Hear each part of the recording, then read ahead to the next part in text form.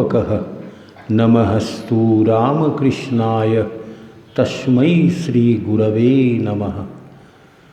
यथाग्ने दाहिका शक्ति रामकृष्णे स्थिता हिया सर्वविद्या स्वरूपां त्वां शारदां प्रणमाम्यहम्।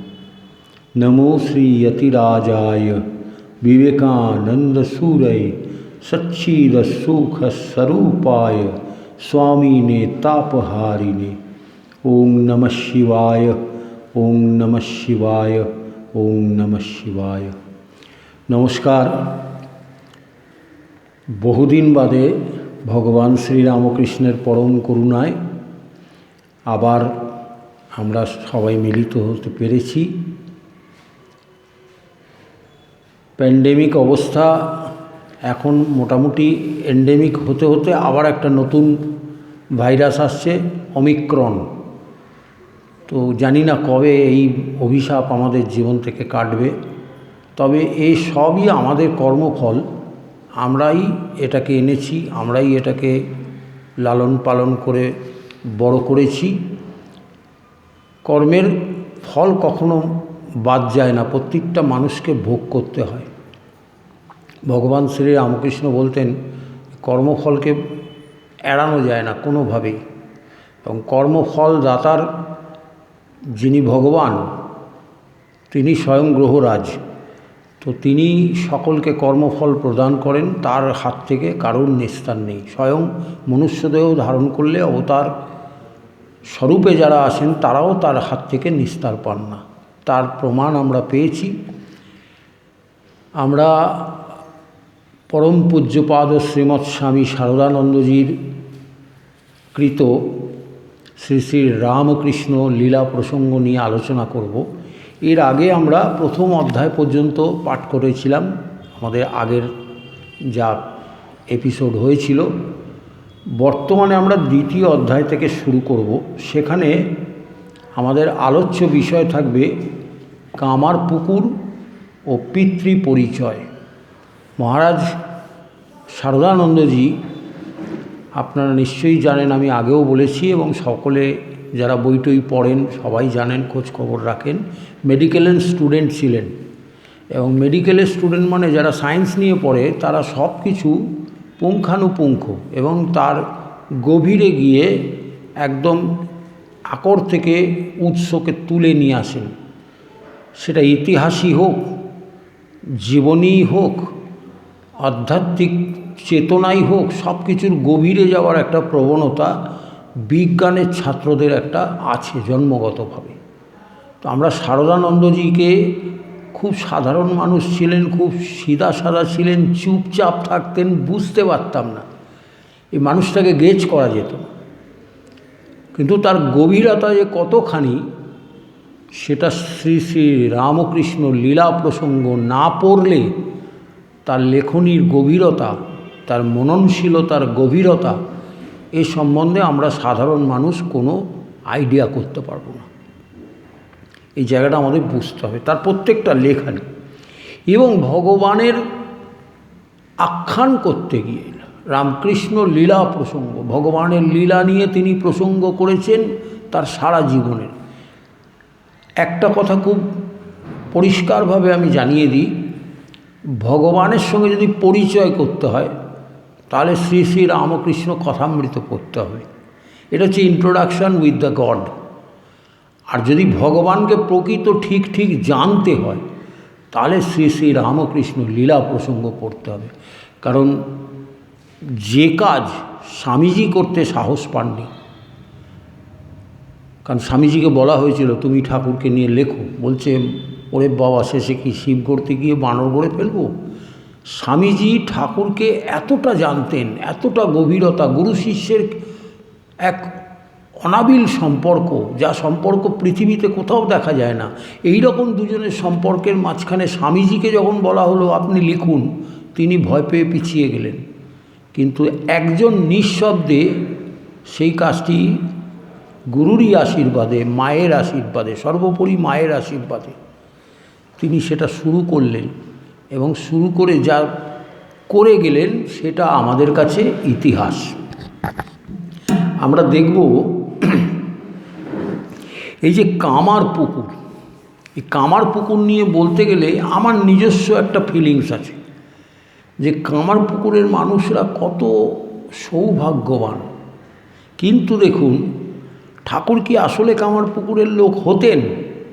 যদি না ক্ষুদিরাম চট্টোপাধ্যায়কে রামানন্দ রায় সেই মামলার জেরে তাকে ছেড়ে চলে আসতে হতো, যদি না সেই ঘটনাটা না ঘটতো, তাহলে তো ঠাকুর সেই পুরনো স্থানেই জন্মগ্রহণ করতেন। এটা আমি ঐতিহাসিকের দৃষ্টি দিয়ে বলছি। তাহলে কী এমন ঘটনা ঘটলো, কী এমন তার কার্যকারণ হলো, কী তার নেপথ্য কারণ হলো যে কামার পুকুর পরবর্তীকালে পৃথিবীর বুকে ভগবানের তীর্থরূপে প্রতীত হলো। এই জায়গাটা আমাদের শারদানন্দজি তার সুন্দর লেখনীর মাধ্যমে আমাদের কাছে পরিষ্কার করে দিয়েছে। আর একটা হচ্ছে পিতৃ পরিচয়। আমি একটু ইন্ট্রোডাকশানে এই কথাগুলো বলছি এই কারণে, এগুলো জানা থাকলে বা এগুলো মাথায় থাকলে আপনাদের এই বইটা যখন পড়বেন, বাড়িতেও পড়বেন, আমি যেমন পাঠ করে ব্যাখ্যা করে বলে দিচ্ছি, নিজেরাও বাড়িতে গিয়ে একটু পড়বেন, চেষ্টা করবেন, বুঝুন না বুঝুন পড়ে যান। আমার মাস্টারমশাই বলতেন, বোঝো না বোঝো আগে পড়ো, রিডিং পড়ো, রিডিং পড়ো, রিডিং পড়ো। 10 বার রিডিং পড়লে কি হয়, একবার এনলাইটমেন্ট হয়। তো যে কোনো বইকে যদি বারবার পড়া হয়, এই পড়তে পড়তে পড়তে পড়তে শ্রীরামকৃষ্ণ কথামৃত, শ্রীরামকৃষ্ণ লীলা প্রসঙ্গ, এই মহাকাব্য বলবো আমি, এই মহাকাব্যগুলো এমন জিনিস, এর একটা অন্যরকম রসায়ন আছে। কীরকম, আপনি পড়ার পর আপনার মনস্তত্ত্বের তরঙ্গে এক এক রকম, এক একজনের এক এক রকম ছবি ফুটে ওঠে। এই ভয়ঙ্কর ব্যাপার, এই অন্য পৃথিবীর আর কোনো গ্রন্থে এরকম হয় না। এনাদের এই গ্রন্থে, বিশেষ করে ভগবানের এই জীবনী গ্রন্থ এবং লীলা গ্রন্থ, লীলা সংক্রান্ত কথামৃতের গ্রন্থ, তাতে আমরা দেখতে পাই। পিতৃ পরিচয় সম্বন্ধে আমি একটা ছোট্ট ঘটনার কথা বলবো, যে ঠাকুরের মানে একেবারে কাঁচা কথায় বলতে গেলে বলে ভগবানের বাপের পরিচয়। ভগবানের বাপের পরিচয় কীরকম হয় জানেন?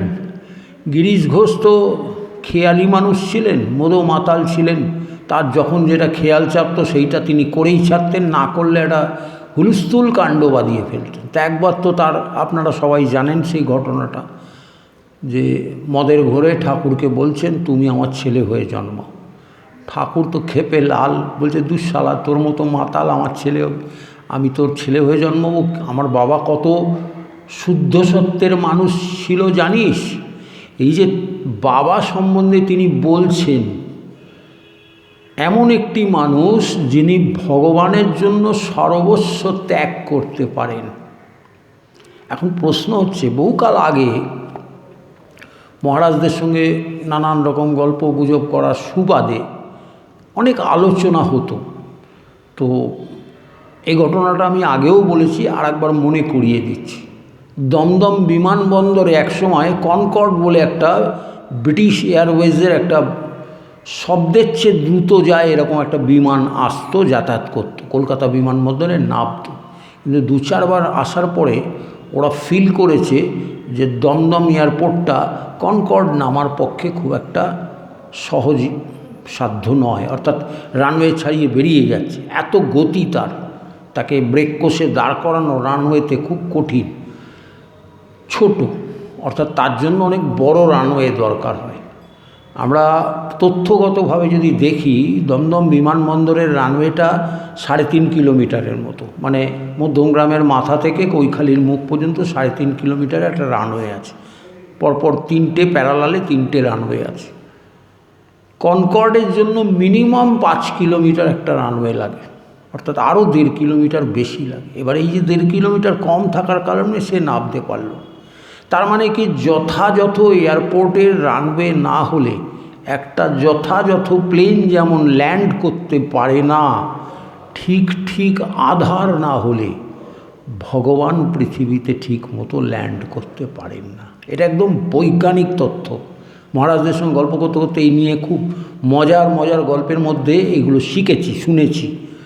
তো মহারাজরা বলতেন, বলে দেখো এইটা কিন্তু একদম জাস্টিফাইড। পরবর্তীকালে চিন্তা করে দেখলাম, আমি নিজে যেহেতু বিজ্ঞান নিয়ে পড়াশোনা করেছি, এরা একদম ঠিক কথা বলছেন যে সত্যিই তো একটা কনকর্ডকে নামতে গেলে যেমন একটা পর্যাপ্ত অ্যারোড্রামের একটা রানওয়ে দরকার, তেমনি ভগবানকে ল্যান্ড করতে গেলে একটা শুদ্ধ সত্য আধারের প্রয়োজন হয়। কীরকম আধার? মা এবং বাবা, তবেই তো সন্তান। বাবা কেমন না, যিনি ভগবানের জন্য সর্বস্ব ত্যাগ করে দিলেন, এমনকি গৃহ বাড়ি পৈতৃক সম্পত্তি সব চলে গেল তার। কেন না, তিনি সত্যনিষ্ঠ মানুষ ছিলেন। একটি মানুষ এতটাই সত্যনিষ্ঠ যে সত্য কথা বলবো, আমি কখনো মিথ্যা কথা বলতে পারবো না। রামানন্দ রায় তাকে প্রেশার করেছিলেন, তার একটা ইচ্ছাকৃত অন্যের প্রতি একটা অন্যায়ভাবে করা মামলায়, যেহেতু ইনি সত্যবাদী, অত্যন্ত সত্যনিষ্ঠ ব্রাহ্মণ বলে সমাজে পরিচিত, ওনাকে উনি সাক্ষী মেনেছিলেন যে তুমি একটু সাক্ষী দিলেই আমার মামলাটা আমি জিতে যাই। ক্ষুদিরাম চট্টোপাধ্যায় রাজি হননি যে না, আমি মিথ্যা কথা বলতে পারবো না। ফল কী হলো? জমিদারের রাগ হলো, তাকে সর্বশান্ত করে তার সমস্ত কেড়ে নিয়ে তাকে গ্রাম ছাড়া করে দিল। মজা হচ্ছে, এই গ্রাম ছাড়া করার পেছনে একটা দৈব ক্রিয়া আছে, অর্থাৎ ভগবান চান না সেই গ্রামে ভগবান আসুক। কারণ যে গ্রামে অন্যকে বিপদে ফেলে অন্যায়ের প্ররোচনায় লোকের জিনিসপত্র কেড়ে নেওয়া হচ্ছে, পাপ কাজ হচ্ছে, নোংরামি হচ্ছে, সেই রকম জায়গায় ভগবান আসতে পারবেন না। তাই ভগবান কোথায় আসবেন না, যিনি সত্যনিষ্ঠ তার ঘরে আসবেন। আবার কেমন মায়ের গর্ভে আসবেন? যিনি নিজের সম্বন্ধে কোনো তার গোপনীয়তা নেই, যাকে গোটা গ্রাম বলতো হাউড়ে। এতটাই সরল। আমাদের দেখবেন প্রত্যেকটা মানুষের প্রাইভেসি আছে। আমাদের জীবনে আমরা জানি কোন কথাটা বাইরে বলতে হয়, কোন কথাটা বাইরে বলতে নেই। এরকম বহু কাজ আছে, বহু ঘটনা আছে প্রত্যেকের জীবনে। এটাকে প্রাইভেসি বলা হয়। এই প্রাইভেসিটা আমরা অনেকেই প্রকাশ করি না। ঠাকুরের মা ছিলেন এমন একজন ব্যক্তিত্ব যার জীবনে কোনো প্রাইভেসি বলে কিছু ছিল না, এতটাই সরল, যার জন্য গ্রামের মানুষ তাকে বলতেন হাউড়ে, অর্থাৎ হাউড়ে স্বভাবের। চেতনানন্দের একটি লেখা একটু আগে আমার চোখে পড়ল। তিনি তার লেখার শিরোনাম দিয়েছেন ভগবান হচ্ছেন কান খড়কে। এই কান খড়কে শব্দটা খুব মারাত্মক। ভগবানের অবতারণা করতে গিয়ে তার জন্মস্থান এবং পিতৃ পরিচয় বলতে গিয়ে ভগবানের কিছুটা ক্যারেক্টার আমাদের জেনে রাখা দরকার। ভগবান কীরকম কান খড়কে? কান খড়কে শব্দটা কোথা থেকে এলো? যদি অভিধান ঘেঁটে দেখা হয়, কান খাড়া শব্দ থেকে কান খড়কে, এটা কামারপুকুরের কলোকাল ল্যাঙ্গুয়েজ, অর্থাৎ কথ্য ভাষা তখনকার দিনে। যেমন আমি সকালে একটি শব্দ একজনকে বলেছিলাম রোগা, আমি সেই শব্দটা ক্যাংটা বলেছিলাম। সে খুব হেসে বলল এই শব্দটা বহুদিন শুনিনি। অর্থাৎ ক্যাংটা মানে রোগা। এই যে কিছু কিছু শব্দ আছে বাংলায় লোকাল অর্থাৎ কথ্য ভাষার শব্দ, সেই শব্দে কান খড়কে শব্দটার বলছেন ঠাকুর যে ভগবান হচ্ছে কান খড়কে। কান খড়কে কীরকম আমি একটু বুঝিয়ে বলি আপনাদের। দেখবেন হরিণ কান খড়কে। হরিণ কান খড়কে কেন? হরিণ খুব সতর্ক। হরিণ ঘাস খাচ্ছে, খুব ভীতু প্রাণী তো, খুব নিরীহ প্রাণী। ঘাস খাচ্ছে, টুং করে একটা কিছু পড়লো, ঠাস করে একটা আওয়াজ হলো, সঙ্গে সঙ্গে দেখবেন কানটা খাড়া হয়ে গেল। এই যে কান খাড়া হয়ে কোথা থেকে আওয়াজটা এলো, কি হলো, সেটা বিপদ না আপদ, কি আছে না আছে, এই যে সতর্ক হওয়া, এই যে সব কিছুকে রিসিভ করা, সমস্ত শব্দকে রিসিভ করতে পারেন, সব রকমের আওয়াজকে তিনি রিসিভ করতে পারেন, সব রকমের ডাককে তিনি শুনতে পান, তিনি কান খড়কে। তাই ঠাকুর শ্রী রামকৃষ্ণ বলছেন ভগবান হচ্ছে কান খড়কে। বড়লোক ডাকছে তারও শুনছেন, গরিব ডাকছে তারও শুনছেন, মাঝারি ডাকছেন তারও শুনছেন, পাপী ডাকছে তারও শুনছেন, সাধু ডাকছে তারও শুনছেন। তিনি কারুর ডাক শোনেন না এমন নয়, অর্থাৎ তিনি কান খড়কে। ভয়ঙ্কর ব্যাপার। এইরকম একটা মানুষ পৃথিবীতে আসবেন, তার পিতৃ পরিচয়, তার গ্রামের জায়গা, কি করে সেই জায়গাটা হচ্ছে। আমরা এর মধ্যে দেখছিলাম, আমরা যদি এমনি পাঠ করি, আমাদের যারা সাধারণ মানুষ, যারা একটু সাহিত্য পড়ে বা পড়ে না, তাদের প্রাথমিকভাবে একটু নিরস লাগবে যে কী রে বাবা, জায়গার একটা বিবরণ দিয়েছে। কিন্তু আমি আপনাদের অনুরোধ করব, আপনারা নিজেরা যখন এটা পড়বেন, পড়তে গিয়ে এই ভাবনাটা মনের মধ্যে রাখবেন যে ভগবান যে জায়গায় এসে জন্মাবেন সেই জায়গার আর্থ, সামাজিক, ভৌগোলিক সব রকম অবস্থান আমাদের জানা উচিত। যেমন একটি গানে বলা হচ্ছে না, বৈকুণ্ঠ থেকে লক্ষ্মী এলো পৃথিবীর এই মাটিতে, জয়রাম বাটিতে। মা যখন 1853 খ্রিস্টাব্দের 22শে ডিসেম্বর তিনি এই পৃথিবী ধরাধাম আলো করে এসেছিলেন, তখন জয়রামবাটি আলো করে খেতে খেতে ফসল ভরে উঠেছিল, বাগানে বাগানে ফুল ফুটে উঠেছিল, মধু যারা আর কি অলি আর কি ভ্রমর উড়ে বেড়াচ্ছে, প্রজাপতি উড়ে বেড়াচ্ছে, গোটা পৃথিবীটা একটা আনন্দময় পরিবেশ তৈরি হয়েছিল। কেন? পরবর্তীকালের তাত্ত্বিক যারা অভিজ্ঞ মানুষ, পণ্ডিত মানুষ, তারা বলছেন দেবদেবী যখন ধরায় আসেন তখন দেবতার সংস্পর্শে এই পৃথিবীটা স্বর্গের মতন হয়ে ওঠে। এই যে একটা পরিবর্তন, অর্থাৎ আমাদের এটা জেনে নিতে হবে যে ভগবান শ্রীরামকৃষ্ণ, স্বামীজি যাকে অবতার বরিষ্ঠ বলছেন, যুগ যুগ কাল কাল ধরে যিনি অবতারদের সর্বপ্রভু, সর্বকালের প্রভু, সেই প্রভুকে যখন পৃথিবীতে আসছেন, তাহলে পৃথিবীর আর্থসামাজিক, পৃথিবীর ভৌগোলিক, পৃথিবীর প্রাকৃতিক এই পরিস্থিতিগুলো আমাদের একটু জেনে নিলে ভগবানকে যেন আমাদের তিল তিল করে চিনতে সুবিধা হয়।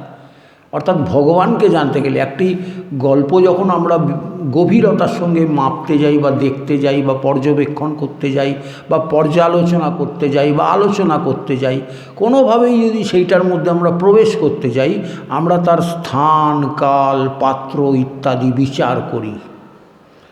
অর্থাৎ ভগবান যখন আসছেন তার স্থান, কাল, পাত্র, কে, কোথায়, গ্রামের কী অবস্থা ছিল, গ্রামের মানুষরা কেমন ছিলেন, কি কি হয়েছে, সমস্ত কিছু আমাদের জানতে হয়।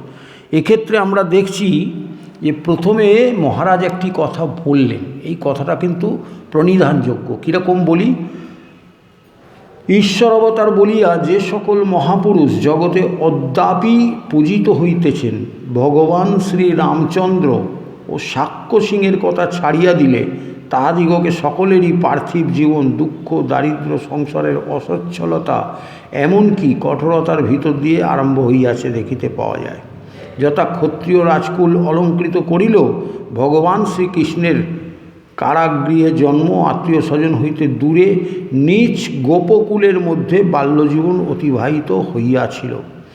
শ্রী ভগবান ঈশা অর্থাৎ জেসাস ক্রাইস্ট, তিনি পান্থশালায় পশুরক্ষা গৃহে দরিদ্র পিতামাতার ক্রোড় উজ্জ্বল করিয়াছিলেন। শ্রী ভগবান শঙ্কর অর্থাৎ আচার্য শঙ্কর, তিনি কি করলেন? দরিদ্র বিধবার পুত্ররূপে অবতীর্ণ হইয়াছিলেন। শ্রী ভগবান শ্রীকৃষ্ণ চৈতন্য সাধারণ নগণ্য ব্যক্তির গৃহে জন্ম পরিগ্রহ করিয়াছিলেন। ইসলাম প্রবর্তক শ্রীমৎ মোহাম্মদের জীবনেও ওই কথার পরিচয় পাওয়া যায়। এইরূপ হইলেও কিন্তু দুঃখ দারিদ্র্যের ভিতর সন্তোষের সরসতা নাই, যে অসচ্ছল সংসারে নিঃস্বার্থতা প্রেম নাই, যে দরিদ্র পিতামাতার হৃদয়ে ত্যাগ, পবিত্রতা, কঠোর মনুষ্যত্বের সহিত কোমল দয়াদাক্ষিণ্যাদি ভাবসমূহের মধুর সামঞ্জস্য নাই, সে স্থলে তাহার কখনো জন্মগ্রহণ করেনি। অর্থাৎ ভগবান সেই জায়গায় এসছেন, দারিদ্র আছে ঠিক কথা, কিন্তু সেখানে দয়া, ভালোবাসা বা পবিত্রতা, এই জায়গাগুলো কিন্তু লক্ষ্য করা যাচ্ছে। আমরা যদি একটু ফ্ল্যাশব্যাকে আগের ইয়েতে পড়েছি যে রঘুবীরের একটি স্বপ্ন আমরা দেখেছি, মানে আমাদের ভগবানের পিতা ক্ষুদিরাম চট্টোপাধ্যায়, তিনি একদিন একটি গ্রাম থেকে তার যজমানের কাছ ছেড়ে ফিরছেন, ফিরতে ফিরতে একটু ক্লান্ত হয়ে গেছেন, একটি গাছের তলায় বসে তিনি বিশ্রাম নিতে নিতে তন্দ্রা এসে গেছে, ঘুমিয়ে পড়েছেন এবং ঘুমিয়ে ঘুমিয়ে একটি স্বপ্ন দেখছেন যে একটি গাছের তলায় একটি কোটরে শালগ্রাম শিলা রঘুবীর তিনি অবস্থান করছেন, আর বালক রূপে তিনি তার কাছে অনুনয় বিনয় করছেন যে আমাকে তুমি এখান থেকে নিয়ে গিয়ে তোমার বাড়িতে নিয়ে চলো, আমাকে সেবা করবে। ঘুমের মধ্যেই সেই সরল প্রাণ সত্যনিষ্ঠ ব্রাহ্মণ তিনি ভগবানকে বলছেন, না না বাবু, আমি ওসব পারবো না, আমি নিজেই খেতে পাই না, তোমাকে নিয়ে গিয়ে কোথায় রাখবো। দেখুন, আমরা খেতে পাই কি না পাই, কিন্তু আমাদের জীবনে একটা মজার ঘটনা হচ্ছে, যদি সমাজের কেউ কেটে আসেন, আমরা কিন্তু চেষ্টা করি তাকে সব সময় একটু তোয়াজ করে, বড়লোক বা পাওয়ারফুল ক্ষমতাবান লোক যদি আমার বাড়িতে আসে, আমরা সব সময় প্রত্যেকেই একটু চেষ্টা করি, এটাকে খারাপভাবে বলছি না, একদম খুব সোজা কথায় বলছি, যে আমরা চেষ্টা করি তাকে একটু তোয়াজ করে তাকে খুশি করার জন্য। তো ভগবান স্বয়ং আসতে চাইছেন, এ কেমন লোক রে বাবা, বলছে আমি নিজেই খেতে পাই না, তোমাকে আবার কী করে বাড়িতে নিয়ে যাও। বলছে তুমি খুদ কুড়ো যা পারবে দেবে, আমি তাতেই সন্তুষ্ট। ভগবানও নাছোড়বান্দা, তিনি বলছেন আমি তোমার বাড়িতেই আসবো, আর কারো বাড়ি যাব না। কারণ আধার, ঈশ্বর বুঝে গেছেন যে আধার, এই আধারে আমাকে আসতে হবে। কিন্তু তিনি তো মায়াবদ্ধ জীব, তিনি বলছেন ওরে বাপরে, আমি নিজেই খেতে পাই না, তোমাকে কি করে সেবা করব, তোমার কি করে এইসব করব, এসব করতে গেলে তো আলাদা করে রোজগারের ব্যাপার আছে, আমি নিজেই তো গৃহ ছাড়া, আমাকে বাড়ি থেকে তাড়িয়ে দিয়েছে, আমার সম্পত্তি কেড়ে নিয়েছে, আমি এসে বন্ধুর কাছে আশ্রিত, সে আমায় দয়া করে একটু জায়গা দিয়েছে, আমি কোনো মতে আমার চলছে, আর তার মধ্যে আবার আপনি পায় না শুতে শঙ্করাকে ডাকে, সেই রকম তুমি এসে জুটে যাচ্ছ, কী রে বাবা। সরল মানুষ বলেই কিন্তু এগুলো ভাবছেন। তো ভগবান তাকে সেই আশ্বস্ত করলেন, তুমি যা দিয়ে আমাকে দেবে আমি তাতেই সন্তুষ্ট। ঘুম ভেঙে গেল। পরবর্তীকালে আমরা জানি তিনি সেই স্বপ্ন অনুযায়ী এগিয়ে গিয়ে সেই রঘুবীরকে তিনি উদ্ধার করেছিলেন। তো এই হলো সরল ভক্ত আর তার ঈশ্বরের কথা। মায়ের কথাও সেরকম আছে। তো এই রকম জায়গায় তার পিতৃ পরিচয় আমরা দেখছি যে এমন একটি মানুষের ঘরে ভগবান আসছেন, এই রঘুবীর শিলা স্বয়ং তিনি এলেন। এর অর্থ হচ্ছে পূর্বাভাস, অর্থাৎ ভগবান আসছেন তার পূর্বাভাস আমরা দেখতে পাচ্ছি। সেখানে শারদানন্দজি বলছেন যে ভগবান দু একটা কেস ছাড়া, মানে রাজার ছেলে হয়ে জন্মেছে এরকম, তারা ভগবান হয়েছে, ভগবান রাজার ঘরে এসে জন্মেছেন, কিন্তু অধিকাংশ ক্ষেত্রে তিনি দরিদ্র ঘরে এসেছেন। ভগবান শ্রীরামকৃষ্ণ দরিদ্র ঘরেই জন্মগ্রহণ করলেন, কিন্তু সেই ঘরে যেটা আছে সেটা ধনীর ঘরে নেই। কি? নিষ্ঠা, পবিত্রতা, ভালোবাসা, নিঃস্বার্থ প্রেম, ঈশ্বরীয় ভাব, এই জিনিসগুলো যতক্ষণ না মানুষের মধ্যে থাকছে, ভগবান তার প্রতি প্রসন্ন হন না। অর্থাৎ আপনি ভগবানকে টাকা পয়সা দিয়ে প্লিজড করতে পারবেন না। আমাদের খুব বাস্তব অভিজ্ঞতায় আমরা দেখি তো, বহু জায়গায় দেখবেন মন্দির মসজিদ ইত্যাদি ধর্মীয় প্রতিষ্ঠানে যার একটু টাকা আছে তাকে ফার্স্ট ভিআইপি লাইনে ঢুকিয়ে দেওয়া হচ্ছে। আমি তারাপীঠে গিয়েই দেখেছিলাম, আমার নিজের জীবনের অভিজ্ঞতা আমি বলছি, মজার ঘটনা। এবারে তারাপীঠে গিয়ে দেখলাম যে লোকারণ্য, এই কোভিডের মধ্যেও তো গিয়ে দেখছি 3 রকম লাইন। আর কী ব্যাপার 3 রকম লাইন কেন? বলছে 1000 টাকা হচ্ছে ভিআইপি লাইন, আর 500 টাকা হচ্ছে মিডিয়াম লাইন, আর 200 টাকা দিলে নর্মাল লাইন। মানে আপনি জেনারেল যে লাইন আছে সেখানে লাখ লাখ লোক দাঁড়িয়ে আছে, আর এই 3টে লাইনে ঢুকলে মোটামুটি ওদের থেকে আপনি আগে গিয়ে মা তারার কাছে যাবে। তা আমার তো জেদ লেগে গেল, আমি বললাম 1 পয়সাও দেবো না মা তারা, আমি সাধারণভাবেই যাব, দেখি তোমার কি হয় না হয়, আর যদি তুমি দেখা না দাও তাহলে বুঝবো তুমি নেই। ভক্তের জেদ, আমি রইলুম। আস্তে আস্তে আমার লাইন চলছে, ঠিক বন্ধ হবার মুখে আমি ঢুকতে পেলাম। ঢুকে গিয়ে বললাম, ভালোই তো কারবার ফেদেছো মাগো। হ্যাঁ, বলছে যে এই তো চলছে। ধর্মীয় জায়গায় এই যে অর্থনৈতিক বিষয়গুলো হয় আজকে আমরা বলছি, কিন্তু স্বামী শারদানন্দজির বইটা যদি আপনি ভালো করে দেখেন, সেখানে কিন্তু এই জিনিসটা আপনি পাবেন না। প্রকৃত ঈশ্বর আসেন নির্ধনের ঘরে, যেখানে ভালোবাসা আছে, যেখানে ঈশ্বরের ভাবভক্তি আছে, অধিকাংশ ক্ষেত্রে যিনি 1000 টাকা দিয়ে মা তারাকে পুজো দিচ্ছেন তিনি কিন্তু ভাবভক্তির দলে নেই, তার হাতে টাইম নেই, সে তাড়াতাড়ি করে কোনো মতে ডিউটিটা কমপ্লিট করে দিয়ে চলে যাচ্ছেন। তিনি ভক্ত নন। ভক্তকে যিনি মায়ের জন্য অপেক্ষা করেন, মায়ের জন্য চিন্তা করেন। ভগবান শ্রীরামকৃষ্ণ বলছেন, লোকে মাঘ ভাতারের জন্য ঘটি ঘটি কাঁদে, ওরে আমার মায়ের জন্য কজন কাঁদে রে? এই প্রশ্নটা 19বিংশ শতাব্দীর শেষ ভাগে ভগবান শ্রীরামকৃষ্ণ করেছিলেন। আজও 21বিংশ শতাব্দী চলে যাচ্ছে, মানুষের কানে বাজে যে কজন মা দক্ষিণেশ্বরের মা ভবতারিণীর জন্য কাঁদছে। কেউ কাঁদে না। যদি একটাও কাঁদতো তাহলে আর একটা শ্রীরামকৃষ্ণ হতো। কেউ কাঁদে না, ঈশ্বরের জন্য কেউ কাঁদে না। এই যে ঠান্ডা পড়েছে, নিজের গায়ে বেশ ভালো একটা জ্যাকেট পরে নিয়েছি যাতে আমার ঠান্ডা না লাগে, কিন্তু আমার আসনে যিনি বসে আছেন তাকে কি চাদরটা দিয়েছি? তারও তো ঠান্ডা লাগতে পারে। কখনো চিন্তা করি না। ফ্ল্যাট করছি, 4 রুম কিচেন, বিশাল ফ্ল্যাট, 1200 স্কোয়ার ফিট, 1500 স্কোয়ার ফিটের ফ্ল্যাট। সবচেয়ে ভালো ঘর যেটা, সেটাকে আমরা বেডরুম বানাচ্ছি। বেডরুম মানে কি না, সেটা হলো কাম কাঞ্চনের কারখানা। কেউ আমরা বড় ঘরটা, সবচেয়ে ভালো ঘরটা ঠাকুরের জন্য বরাদ্দ করি না, যে ঠাকুর তুমি আমার পরিবারের মাথা, তুমি বড় ঘরটায় থাকবে, তোমার ঠাকুর ঘর এইখানেই হবে। আমরা কেউ করি না, আমাদের মাথাতে আসে না। কেন আসে না? এটা আমাদের দোষ নয়, মহামায়া ভুলিয়ে রেখে দিয়েছে।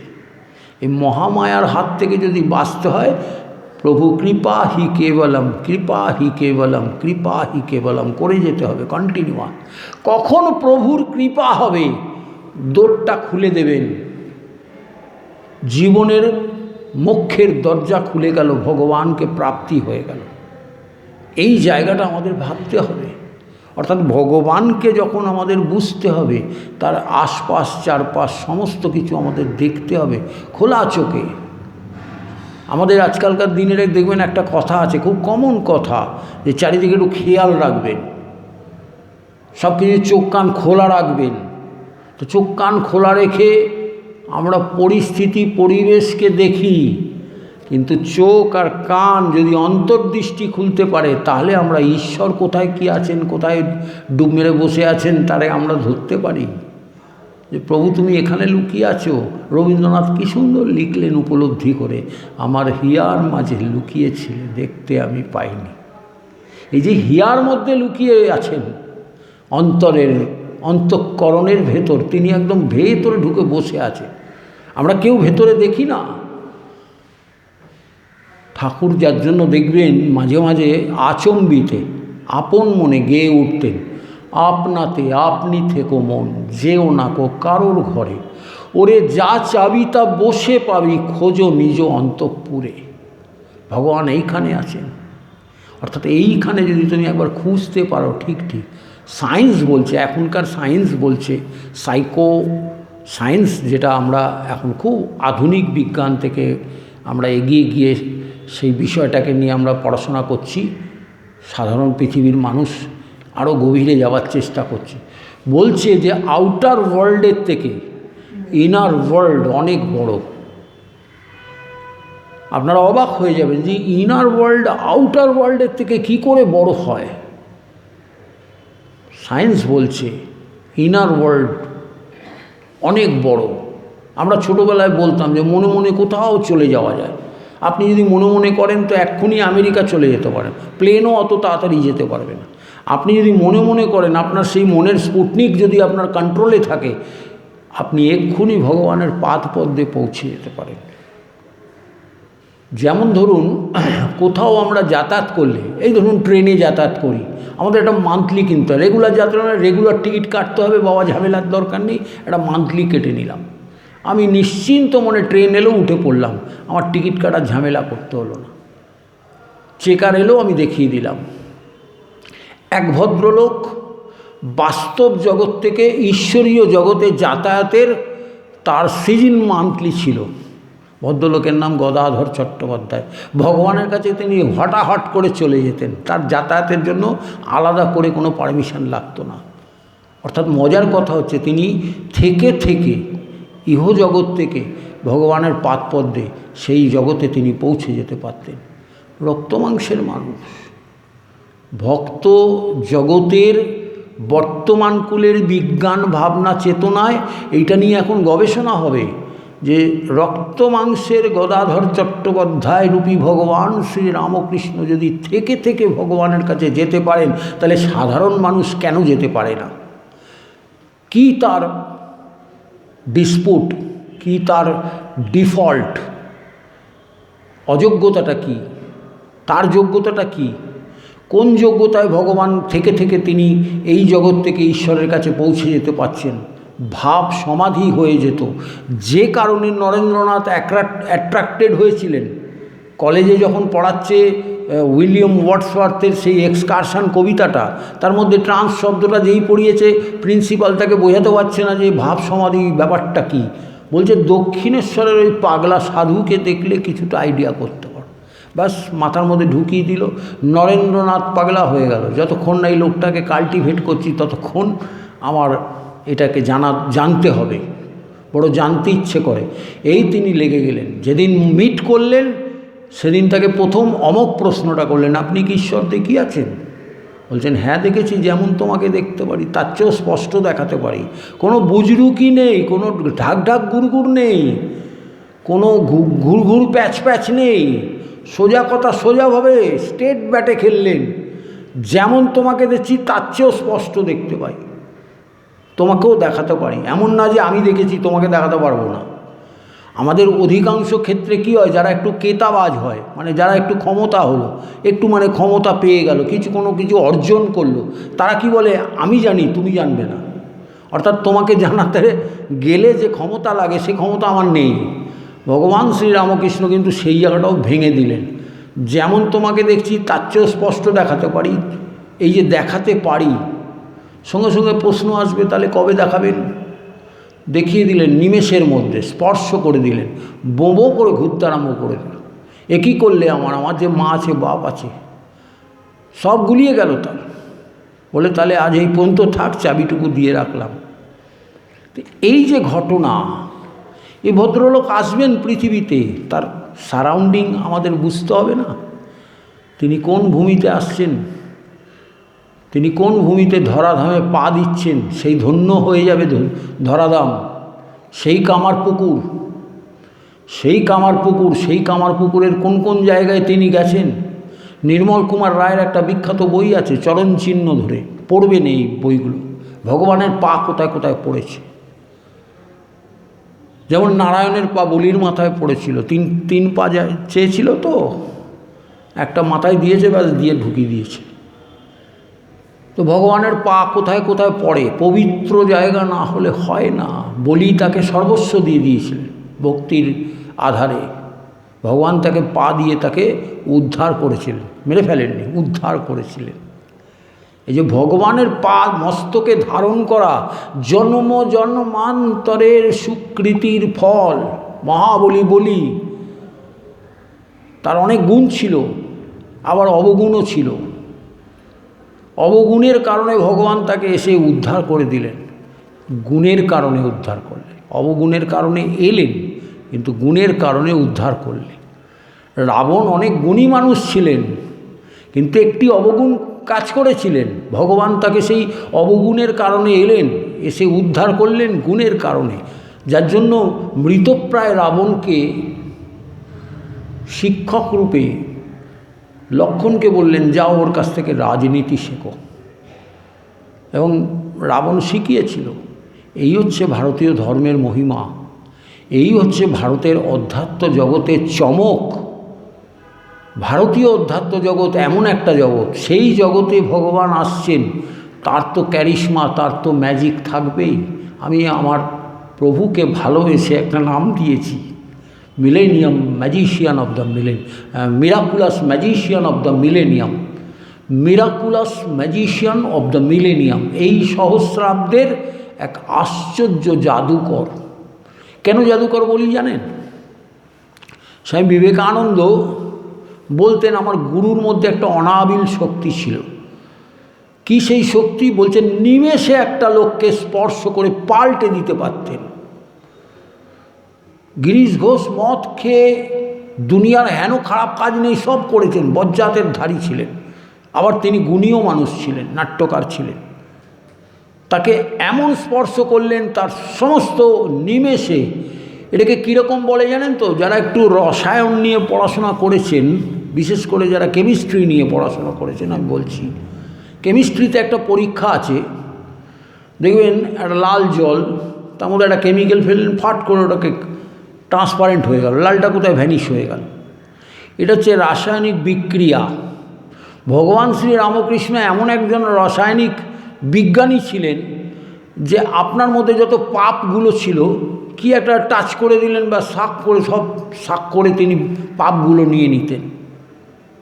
এই সমস্ত পাপ নিয়েছেন বলেই তো তার নীলকণ্ঠ মহাদেবের পরবর্তীকালে কি কষ্ট পেয়েছে আমরা সবাই দেখেছি। ঠাকুরকে জিজ্ঞেস করেছিল, তুমি এসব করলে কেন, তোমার কি দরকার ছিল? ঠাকুরও সেরকম, যেমন সাংবাদিকদের প্রশ্ন সেই রকম তাদের উত্তর, ঠ্যাটা উত্তর। বলছে এটা না করলে বুঝতুম কি করে কে অন্তরঙ্গ আর কে বহিরঙ্গ। আপনি দেখবেন বিপদে পড়বেন, আপনি সেদিন চিনবেন কে আপনাকে প্রকৃত ভালোবাসে আর কে আপনাকে উপর উপর ভালোবাসে। দেখবেন যখন বিপদে পড়েছেন, যারা উপর উপর ভালোবাসে তারা আস্তে আস্তে আস্তে আস্তে 1 2 3 4 করে কেটে পড়বে। ঠাকুরের জীবনেও হয়েছিল। ঠাকুরের যখন গম গম করছে, নববত থেকে তার খাবার আসছে, ভগবত কথা হচ্ছে, যেই গলায় ঘাটি হলো সব ভেঙে গেল, পড়ে রইল কয়েকটা কপর্দক শূন্য যুবকরা মাত্র। ঠাকুর বলছে, ওই ছাঁকনি করে মাছ তোলে দেখেছিস? আমার হাতে একটা ছাঁকনি আছে, আমি দিলুম ডুবিয়ে, আর ডুবিয়ে দিতেই কী হলো, যেগুলো শিয়ানা সেগুলো পালিয়ে গেল লাফ দিয়ে। ঠাকুরের অন্তরঙ্গতার মধ্যে যারা শিয়ানা ছিল তারা সব পগার পার হয়ে গেল, আর দক্ষিণেশ্বরে যায় না। গেলে যদি জিজ্ঞাসা করে, গেলে যদি কিছু দিতে হয়, দেখবেন আপনার যখন বিপদ হবে আপনার আত্মীয়রা আপনার থেকে সরে যাবে, কারণ গেলেই তো কিছু দিতে হবে, হেল্প করতে হবে। বাবা দরকার নেই। এখন তো বিপদ তো ভুলে যান, এখন একটা আত্মীয় বাড়িতে এলে মানুষের মাথা ভারী হয়ে যায় যে কিরে বাবা মাসের 28 তারিখ এখন এলো, কোনো আক্কেল জ্ঞান আছে? মাসের শেষ পয়সা নেই, একে এখন কী করবো। আপনি কিন্তু খারাপ চিন্তা করছেন না, আপনি আপনার পরিস্থিতি ভাবছেন, কিন্তু আমাদের পরিস্থিতিটা এই জায়গায় চলে গেছে। ঠাকুর এই জায়গাটা চরম রূপটা দেখিয়ে দিলেন যে এটা যদি আমি না ধারণ করতাম তাহলে সংসারে কে অন্তরঙ্গ আর কে বহিরঙ্গ, এই যে বাজিয়ে বাছাই করার অবতার, আমি এনাকে বলি বাজিয়ে বাছাই করার অবতার। আজকে সকালেই একজন স্পোর্টস জার্নালিস্টের সঙ্গে কথা হচ্ছিল, ওকে আমি বলছিলাম যে দেখ, খেলাধুলার জগতে একটা সিলেকশন ট্রায়াল হয়, ইন্ডিয়া টিম হবে তার একটা সিলেকশন ট্রায়াল হচ্ছে, সেখানে যারা একটু ভালো ব্যাট ফ্যাট করছে, ভালো বল করছে, তাদেরকে সিলেক্ট করে একটা 15 জনের টিম করা হয়, সেখান থেকে আবার বাছাই করে 12 জনের টিম করা হয়, সেখান থেকে একদম নিট 11 জনের টিম করে টেস্টে পাঠানো হয়, ওয়ানডেতে পাঠানো হয়, T20তে পাঠানো হয়, ইত্যাদি ইত্যাদি। এই হচ্ছে ট্রায়াল ক্যাম্প। একবার ভেবে দেখুন তো ভগবান শ্রীরামকৃষ্ণের ট্রায়াল ক্যাম্পটা কীরকম ছিল। 16টা ছেলেকে বাছাই করেছিলেন, captain Narendranath Dutta, vice captain Rakhal Maharaj, আবার নির্ভরযোগ্য ব্যাটসম্যান, যেরকম একটা ইন্ডিয়া টিমের নির্ভরযোগ্য ব্যাটসম্যান কে ছিল আমাদের শচীন তেন্ডুলকর, নির্ভরযোগ্য ব্যাটসম্যান, মানে ও এলে মাঠে একটা বিরাট রান টান হবে, দল একটা পরিস্থিতির মধ্যে থাকবে, নির্ভর করা যায় তার উপর। ডিপেন্ডেবল ছিলেন কে? রাহুল দ্রাবিড়। ঠাকুরের টিমেও দেখুন এরকম সব ডিপেন্ডেবল লোক আছে। শরৎ মহারাজ, যিনি এই বইটা লিখেছেন, ডিপেন্ডেবল, এর উপর ডিপেন্ড করা যায়। কীরকম ডিপেন্ডেবল টেস্টিংটা করলেন ঠাকুর, পৃথিবীতে এরকম আমি ট্রায়াল ক্যাম্প দেখিনি। ঠাকুর পায়চারি করছেন, হট করে গিয়ে শরৎ মহারাজের কোলে বসে পড়লেন, বসে আছে, একটা লোক, একটা যুবক, তার কোলে একটা পূর্ণাঙ্গ মানুষ গিয়ে ভ্যাত করে যদি বসে পড়ে কীরকম পরিস্থিতি হয়। সে তো অবাক হয়ে গেছে, বলতেও পারছে না ওঠো, কী হলো তুমি আমার কোলে বসলে কেন, ওটো ওটো ওটো, বলতেও পারছে না। চুপ করে বসে আছে, অনেকক্ষণ বেশ গ্যাঁট হয়ে বসে থাকলো, বেশ চেপে বসে থাকলো, একটু ওজন দিয়ে বসে থাকলো, ভার দিয়ে দিল, তারপরে উঠল, উঠে বলছে দেখলুম ও কত ভার নিতে পারে। পরবর্তীকালে কতটা ভার নিয়েছিল। এই সিলেকশন ট্রায়াল আমরা পারি আমাদের লাইফে, ভগবানের কাছ থেকে শিখতে হবে। আবার আরেকজনকে তিনি নিজে কোলে বসিয়ে নিলেন, তিনি রাখাল মহারাজ, রাজা করে দিলেন তাকে।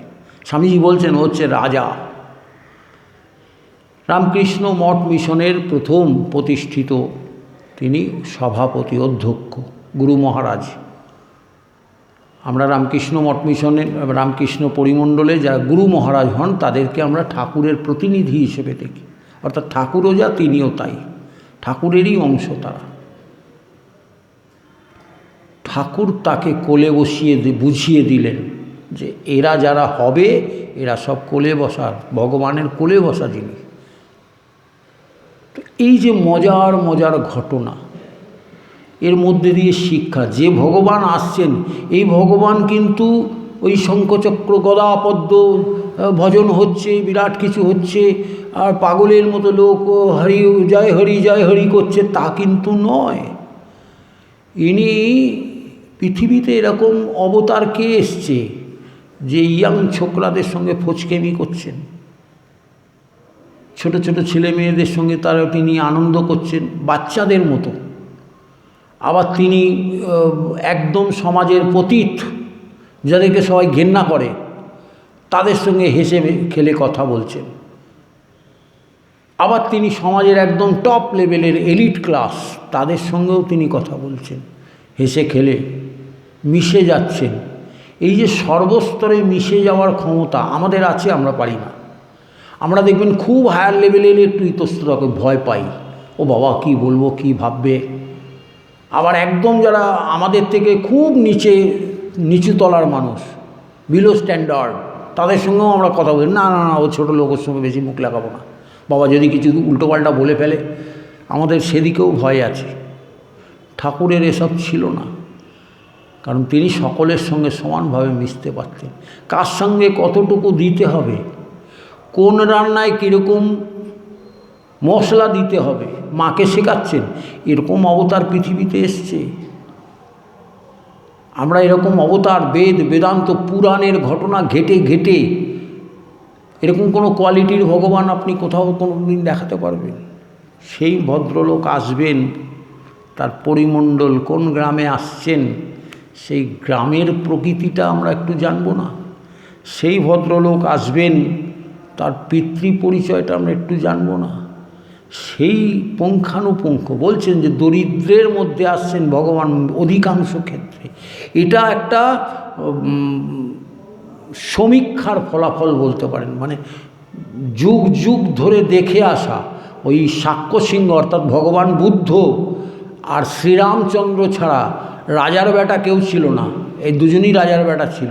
আর বাদবাকিরা সব ওই কৃষ্ণ রাজার ঘরে জন্ম নিলেও জেলখানায় জন্মেছে। গোপীদের মধ্যে মানুষ হয়েছে, মানে বিলো ক্লাসের মধ্যে মানুষ হয়েছে।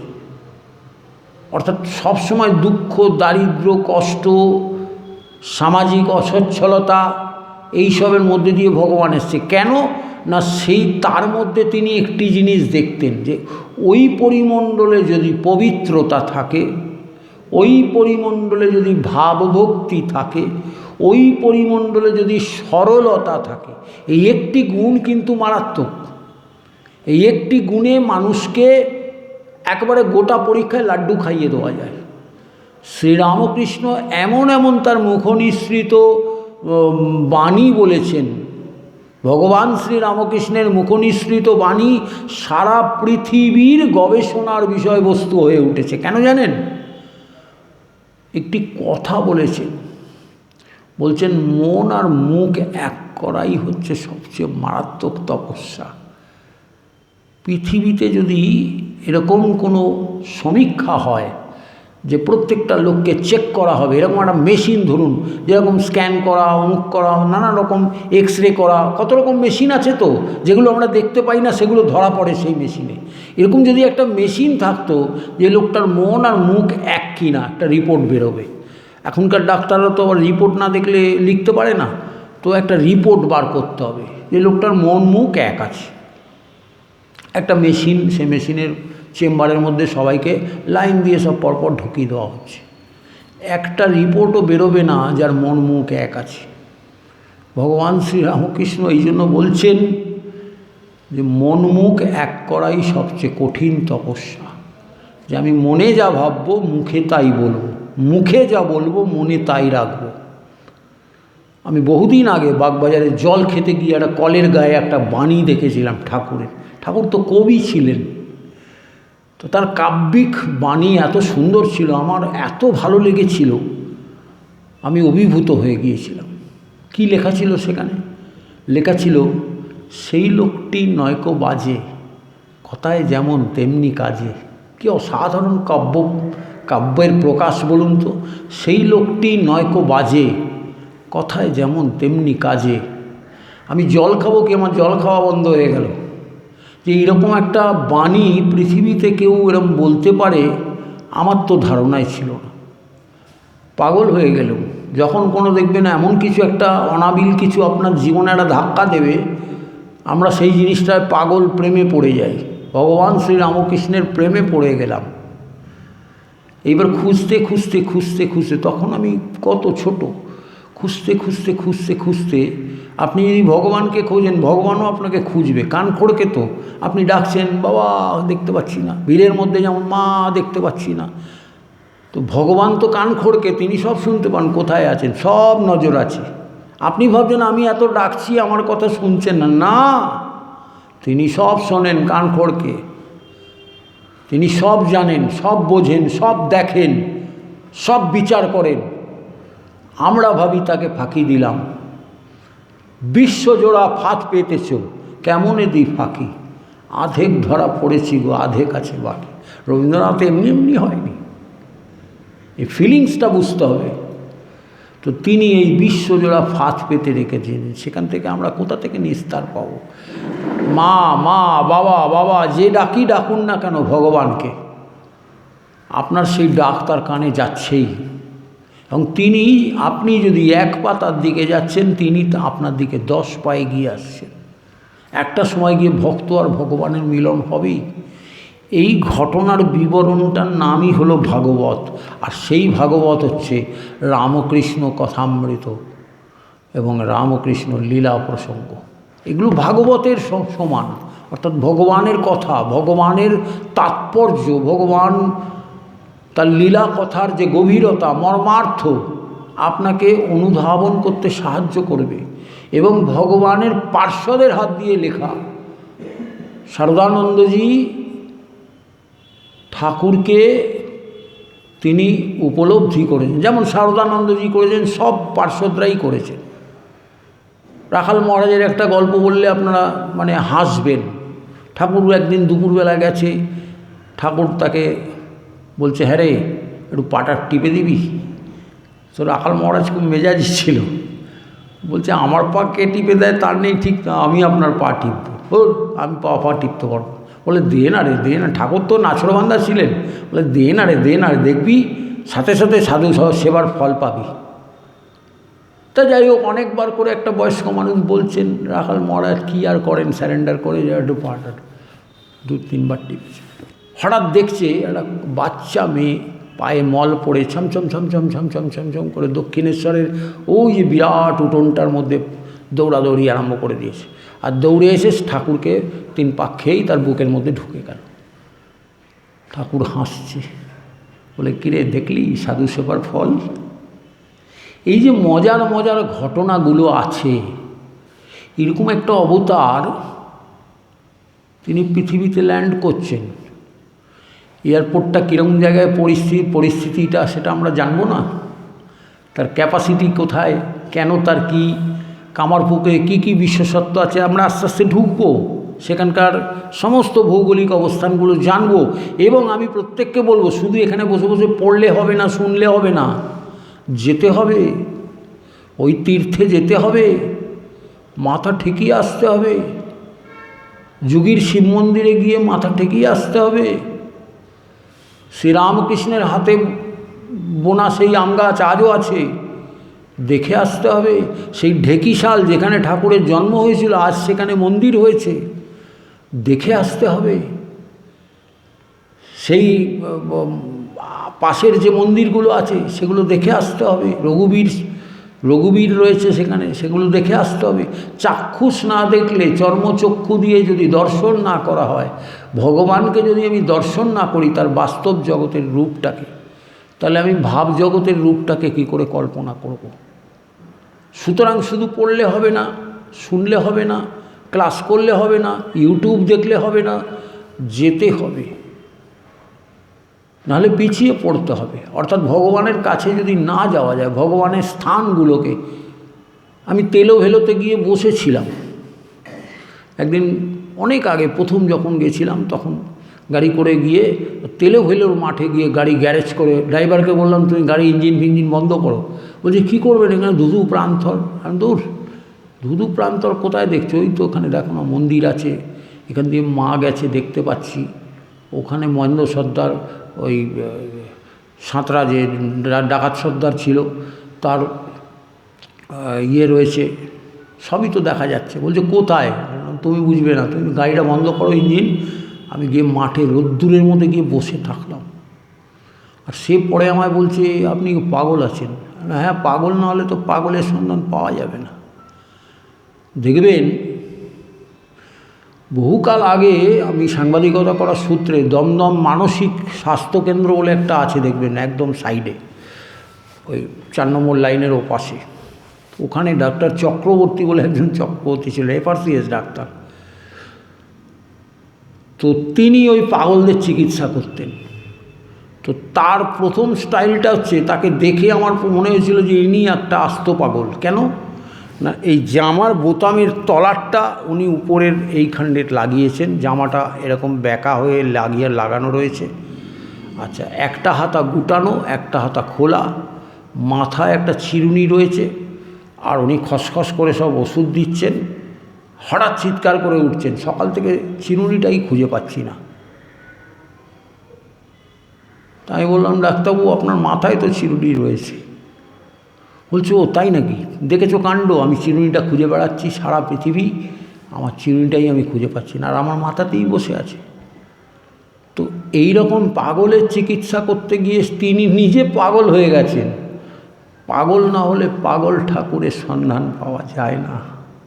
অর্থাৎ আপনাকেও পাগল হতে হবে। আমি তাইতে পাগল হলেন না, মনের মতন পাগল পেলেন না। অর্থাৎ ভগবানকে যদি পেতে হয়, ভগবানের কাছাকাছি যেতে হবে। আপনাকে সেই সরলতা, সেই পবিত্রতা, এই সরলতা, জীবনের সবচেয়ে কঠিন প্র্যাকটিস হচ্ছে নিজেকে সরল রাখা। আমরা সরল হতে পারি না, আমাদের ভেতরে গরলতা আছে। সেই গরলতাকে যতক্ষণ সরলতায় পরিণত না করতে পারছি, ততক্ষণ ঈশ্বর তার দরজা খুলবেন না। যেমন দেখবেন একজন অসহায় মহিলা একটা ঘরের মধ্যে বসে আছেন, ভেতরে খিল দিয়ে রেখেছে, সব আসছে আর নক করছে, হ্যাঁ গো দরজা খোলো। বলে না না, সব তোমাদের কাউকে বিশ্বাস করি না। কেন বিশ্বাস করেন না? না, যদি দরজা খোলে তার বিপদ হতে পারে, ভয় লাগে তার। তো ভগবান বসে আছেন দরজা দিয়ে, আর আমরা ডাকছি। কারণ আমরা কারা ডাকছি? আমরা গরলতায় পূর্ণ মানুষগুলো তাকে নক করছি, ওহে ভগবান দরজা খুলো। বলছে না না বাবা, তোমাদের বিশ্বাস নেই, দরজা খুলবো কি করে দেবে, আমারই 12টা বাজিয়ে গোল করে দেবে, আমি দরজা খুলছি না। এরই মধ্যে একজন সরল বালক গিয়ে বলছে বাবা দরজা খোলো। তিনি সেই ডাক শুনেই বুঝলেন তার মধ্যে সরলতা আছে, দরজা খুলে দিলেন। এই সরলতাটা চাই আমাদের। ভগবানকে পেতে গেলে সরল না হলে, বালকের মতন সরল, বলছেন যে বালকের মতন সরলতা না হলে তুমি এটা পাবে না। অর্থাৎ এই যে আমরা ঈশ্বরকে অনুধ্যান করি, ঈশ্বরকে নিয়ে চর্চা করি, ঈশ্বরকে নিয়ে আমাদের পড়াশোনা করি, ঈশ্বরকে বোঝার চেষ্টা করি। কিন্তু প্রশ্ন হচ্ছে যে আমাদের কতটুকু বুদ্ধি যে আমরা ভগবানকে বুঝব, যদি তিনি না হাতে করে বুঝিয়ে দেন। অর্থাৎ সেই তারই পায়ে আমাদের সেই শরণাগতি আনতে হবে। প্রভু কৃপা হি কেবলম, কৃপা হি কেবলম, কৃপা হি কেবলম। অর্থাৎ ভগবান শ্রী রামকৃষ্ণ কৃপা করে দরজা খুলে আমাদের মনের দরজা, আমাদের বুদ্ধির দরজা, আমাদের বাকের দরজা, আমাদের বোধের দরজা, সমস্ত দরজা তিনি যতক্ষণ না খুলে দিচ্ছেন তাকে বোঝবার এতটুকু ক্ষমতা আমাদের নেই। তিনি কৃপা করুন, সকলের সেই সকল মোক্ষের দরজা উন্মুক্ত হোক। ভগবান শ্রীরামকৃষ্ণের চরণে সেই প্রার্থনা করি। সবাই ভালো থাকবেন, সুন্দর থাকবেন। সর্বে ভবন্তু সুখিনঃ, সর্বে সন্তু নিরাময়া, সর্বে ভদ্রাণি পশ্যন্তু, মা কশ্চিৎ দুঃখভাগ ভবেৎ। ওম শান্তি শান্তি শান্তি। হরি ওম তৎসৎ।